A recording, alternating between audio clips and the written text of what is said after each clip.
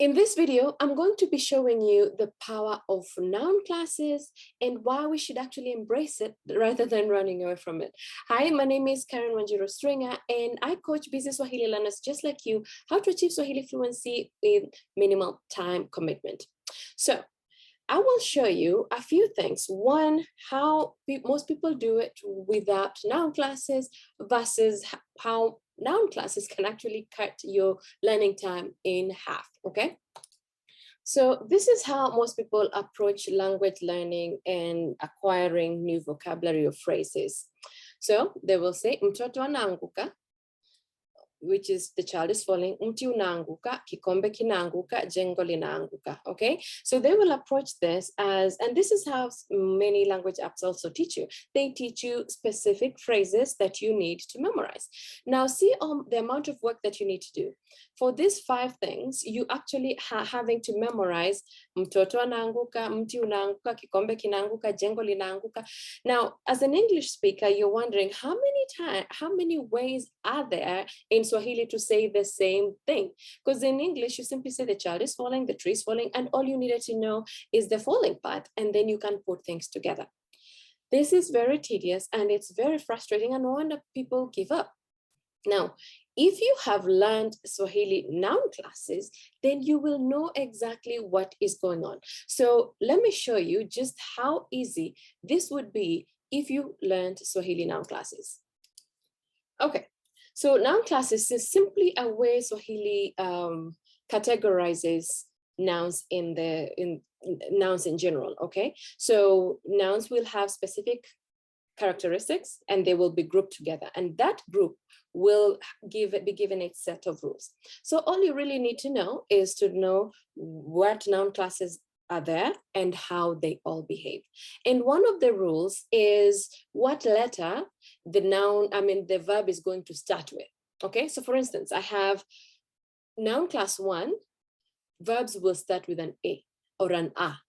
For noun class 3, their verbs are going to start with an U. For noun class 7, their verbs are going to start with a ki. For noun class 6, their verbs are going to start with a li. For noun class 9, their verbs are going to start with an e.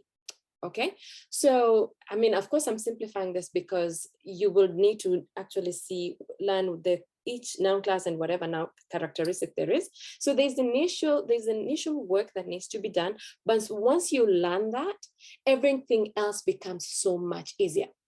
So for instance, now that we know that all nouns that start with noun class 1, their verbs are going to start with an a, we'll simply come here and say mtoto anaanguka, okay? Because we are assuming at this point you know how to put a simple sentence together, like with the present tense, it's a na. So the beginning letter, the subject prefix is an a, and then the present tense is a na, and of course you simply affix the verb. Now, for noun class 3, from our rules that we already know, we're going to say mti unaanguka. Now say I meet another word that starts with a for instance, amto. I don't need to come up with a different thing or memorize anything. I just already know that since it behaves like mti here, it will still be unaanguka. Okay, as opposed to trying to memorize something different, we're simply going to replace whatever word that we're working with and simply use the same word, okay? So we have kikombe. We know nouns that start with a ki, they're going to belong to class 7, and therefore they also start with a ki, kina anguka. And so on and so forth. Actually, let me just finish all of them so that we can see exactly how they work. Okay, erase that. All right. So, kikombe, kina anguka. Nyumba, ina anguka.